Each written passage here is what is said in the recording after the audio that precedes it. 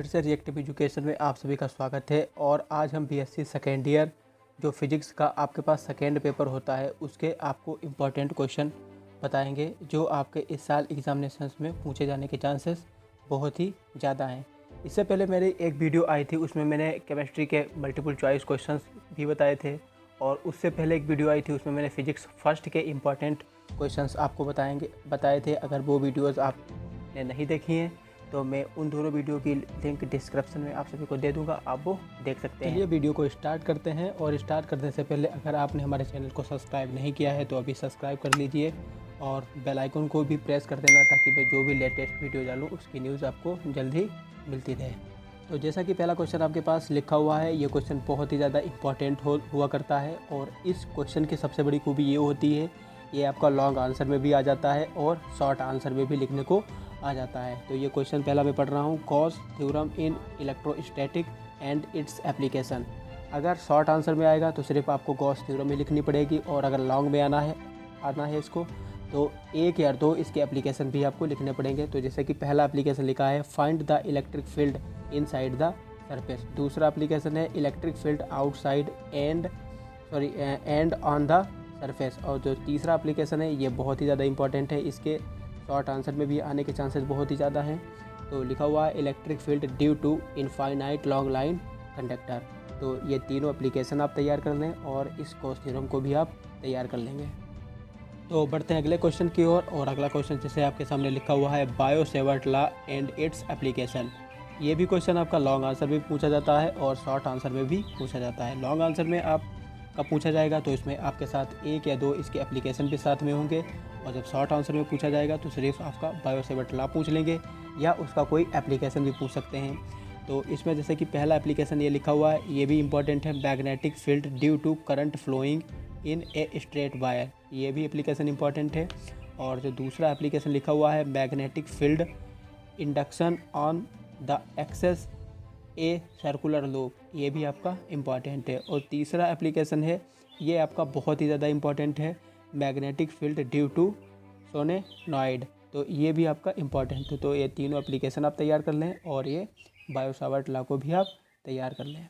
तो जैसा कि ये नेक्स्ट क्वेश्चन जो आपके सामने लिखा हुआ है, ये क्वेश्चन बहुत ही ज़्यादा इंपॉर्टेंट है और इस साल इसके आने के चांसेस बहुत ही ज़्यादा हैं, तो आप इसको तैयार ही कर लें। तो क्वेश्चन आपके पास लिखा हुआ है, state Maxwell's equation and explain their physical signification. तो बहुत ही ज़्यादा क्वेश्चन इंपॉर्टेंट है, आप इसको तैयार ही कर लें। तो बढ़ते हैं अगले क्वेश्चन की ओर। और जो चौथा क्वेश्चन आपके पास लिखा हुआ है, define electric dipole and prove that electric field due to an electric dipole in Cartesian component x y z. यानी जो आपकी यूनिट फर्स्ट है, यानी जो कूलॉम लॉ, तो उसमें जो इलेक्ट्रिक डाइपोल मूवमेंट के कारण जो इलेक्ट्रिक फील्ड जो अक्षीय स्थिति और निरक्षीय स्थिति वाला होता है, वो वाला डेरिवेशन आपको करना होगा। और ये क्वेश्चन इलेक्ट्रिक डाइपोल मूवमेंट आपका ये शॉर्ट। तो चलिए बढ़ते हैं नेक्स्ट क्वेश्चन की ओर। ये क्वेश्चन जो आपके सामने लिखा हुआ है, ये भी क्वेश्चन बहुत ही ज़्यादा इंपॉर्टेंट है और थ्योरेटिकल क्वेश्चन है, नहीं थोड़ा टेक्निकल क्वेश्चन है। तो इस साल इस क्वेश्चन के भी आने के चांसेस बहुत ही ज़्यादा हुआ करते हैं। तो चलिए क्वेश्चन पढ़ते हैं। तो क्वेश्चन आपके पास लिखा हुआ है, for symmetric spherical charge distribution the volume density of charge is given by.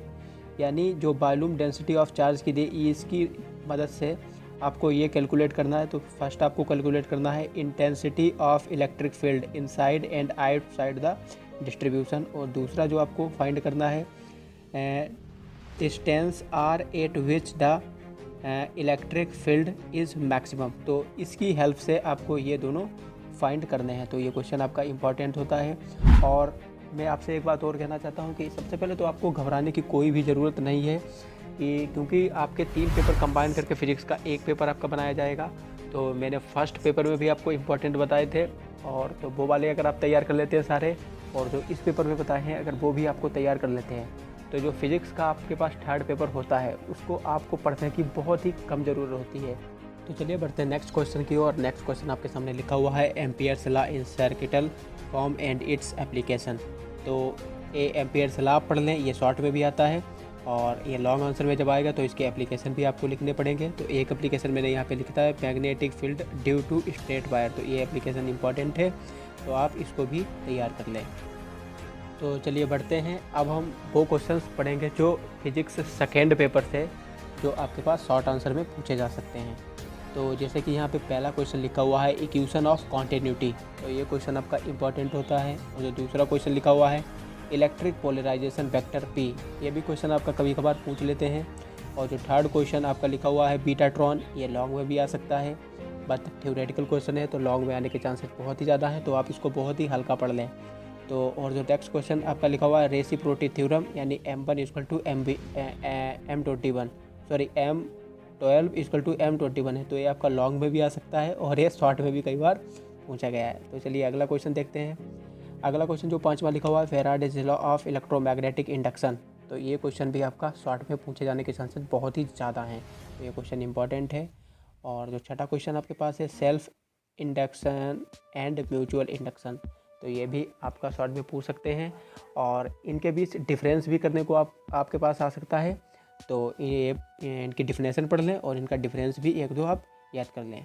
Okay, तो ये जो अगला क्वेश्चन आप देख रहे हैं ये फिजिक्स फर्स्ट पेपर से बिलोंग करता है, क्योंकि मैं उसमें बताने को भूल गया था। तो ये क्वेश्चन आपका 3-4 बार अगर आप आंसर उठा के देखें तो वहाँ पे रिपीट हुआ है। और ये क्वेश्चन मैंने अपनी एक वीडियो में कराया है जो कि इंटरफेरेंस ऑफ ए लाइट, इस तरीके की वीडियो आप उसमें थंबनेल लगी हुई है, तो आप उसको देख सकते हैं। मैं उसकी लिंक आपको डिस्क्रिप्शन में दे दूँगा। तो ये भी क्वेश्चन आपका इंपॉर्टेंट है और आप मुझे इंस्टाग्राम पे भी फॉलो कर सकते हैं, तो मेरा यूज़र नेम है रिएक्टिव एजुकेशन और मैं उसकी भी लिंक आपको डिस्क्रिप्शन में दे दूँगा। तो आज के लिए बस इतना ही। तो नेक्स्ट जो वीडियो आएगी उसमें कुछ और जो पेपर होंगे उनके इम्पॉर्टेंट आपको बता देंगे, और आप जितने भी इम्पॉर्टेंट क्वेश्चन हैं आप उनको पढ़ लें और जो आपको इम्पॉर्टेंट लगते हैं वो आप पढ़ के जाएँ। और किसी भी प्रकार का सबसे पहले तो आपके अंदर डर नहीं होना चाहिए कि फिजिक्स या केमिस्ट्री या मैथ नाम की चीज़ कोई हुआ है। ठीक है साहब, तो मेहनत से पढ़िए, आराम से रहिए और टेंशन बिल्कुल भी मत लीजिए, क्योंकि किसी को भी नहीं कुछ पता है कि पेपर तो मतलब नोटबुक से ही आना है, जितना भी आपके टीचर्स ने आपको पढ़ाया है, लेकिन किस हिसाब से क्वेश्चन रखेंगे, कैसे रखेंगे, वो उनके अलावा कोई भी नहीं जानता। ठीक, तो जो स्थिति इस समय आपके साथ है, बाकी जो स्टूडेंट है उनके साथ भी यही पोजीशन है, तो किसी भी प्रकार को आपको घबराने की ज़रूरत बिल्कुल भी नहीं है। Thank you.